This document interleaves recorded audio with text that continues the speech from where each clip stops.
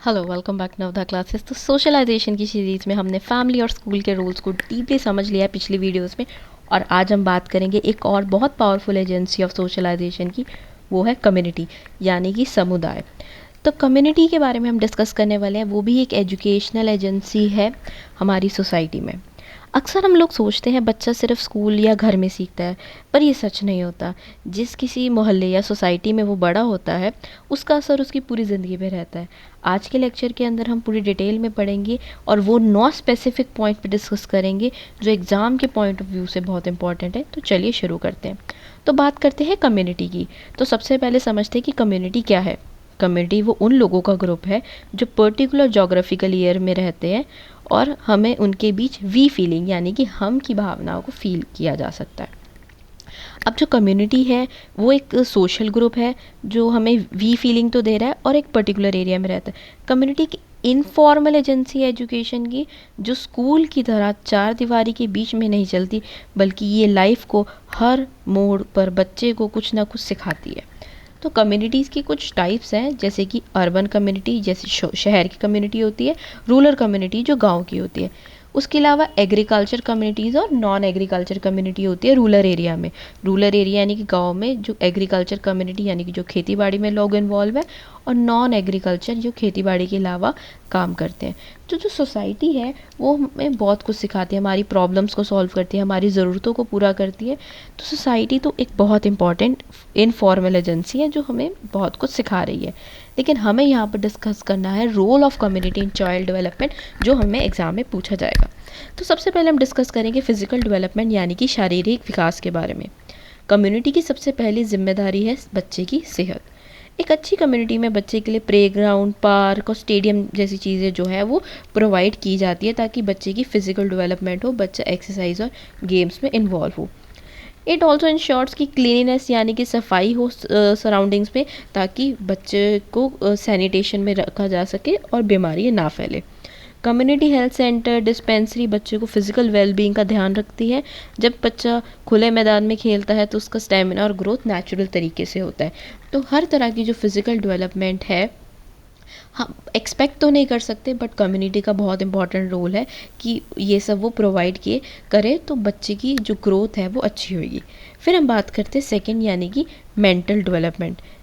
Mental development के अंदर हम पढ़ेंगे कि बच्चे को पूरी अपॉर्चुनिटी मिलती है कि उसको क्या पावर उसने इनहेरिट करी है और उसके अलावा वो अपने समाज से क्या सीखने वाला है। जैसे किस तरह के फेस्टिवल हैं, स्टेज शो, फिल्म्स, इन सब का जो असर होता है बच्चे की मेंटल और इंटेलेक्चुअल दोनों तरह की डेवलपमेंट पे होता है। मेंटल ग्रोथ के लिए कम्युनिटी का माहौल बहुत ज़्यादा मैटर करता है।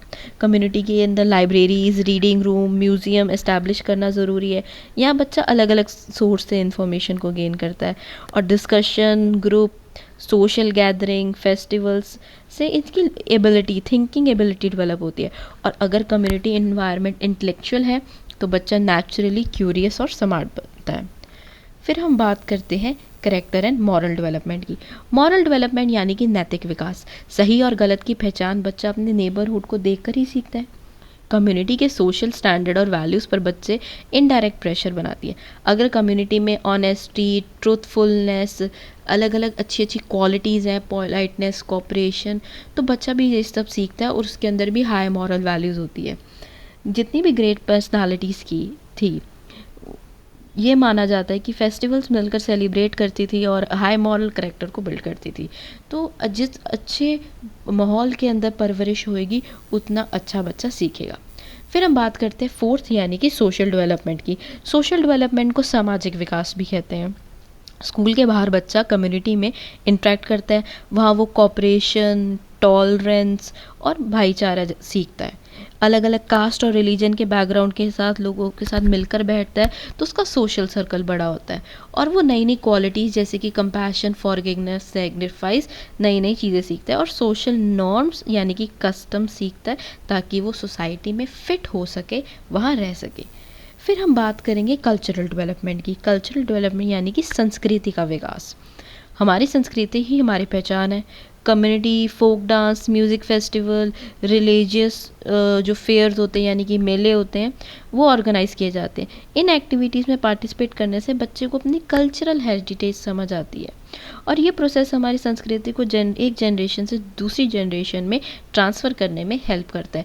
इससे बच्चा अपनी कल्चर से इमोशनली अटैच होता है और अपने कल्चर को प्रिजर्व करना सीखता है। फिर हम बात करेंगे सिक्स्थ पॉइंट की, यानी कि वोकेशनल एंड इंडस्ट्रियल एजुकेशन। तो वोकेशनल डेवलपमेंट जो है, जिसको व्यावसायिक विकास बोलते हैं, वो कम्युनिटी सिखाता है। करियर के रास्ते भी कम्युनिटी ही दिखाती है। कम्युनिटी के अंदर डिफरेंट प्रोफेशंस के लोग रहते हैं, जैसे डॉक्टर, इंजीनियर, आर्टिस्ट, बिजनेसमैन।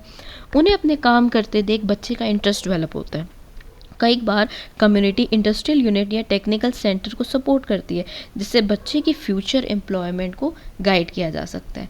तो आजकल के टाइम में वो नहीं रहा है कि बच्चे अपनी एंसेस्ट्रल वोकेशनल को ही चूज़ करें। कम्युनिटी जिस तरह की अपॉर्चुनिटीज़ प्रोवाइड करेगी तो बच्चे भी उसी तरह की एजुकेशन को अटेन करते हैं और आगे अपने एम्प्लॉयमेंट को सिक्योर करते हैं। फिर हम बात करेंगे सेवन्थ डेवलपमेंट की, जो है स्पिरिचुअल डेवलपमेंट। स्पिरिचुअल डेवलपमेंट के साथ साथ पॉलिटिकल, डेमोक्रेटिक और different type of character development के बारे में भी हम अभी डिस्कशन करेंगे। तो स्पिरिचुअल डेवलपमेंट में क्या है कि इंडिया जो है वो रिलीजियस डोमिनेटेड कंट्री है, तो यहाँ पर हमारी कम्युनिटीज़ के अंदर रिलीजन को बहुत सपोर्ट किया जाता है। तो रिलीजन को सपोर्ट करने से क्या होता है कि बच्चों के अंदर जो एक तो रिलीजन डोमिनेशन जो है वो नहीं रहती, बच्चा हर रिलीजन को सपोर्ट करना सीखता है और उसके अंदर कल्चरल वैल्यूज़ आती हैं। उसके अलावा पॉलिटिकल डेवलपमेंट होता है राजनीतिक विकास। कम्युनिटी बच्चे को एक दूसरे के राइट्स, ड्यूटीज़ और अधिकार के बारे में सिखाती है। लोकल इलेक्शन हो जाए, जैसे कम्युनिटी मीटिंग हो गई, ये देखकर बच्चा डेमोक्रेसी और लीडरशिप के बेसिक्स सीखता है।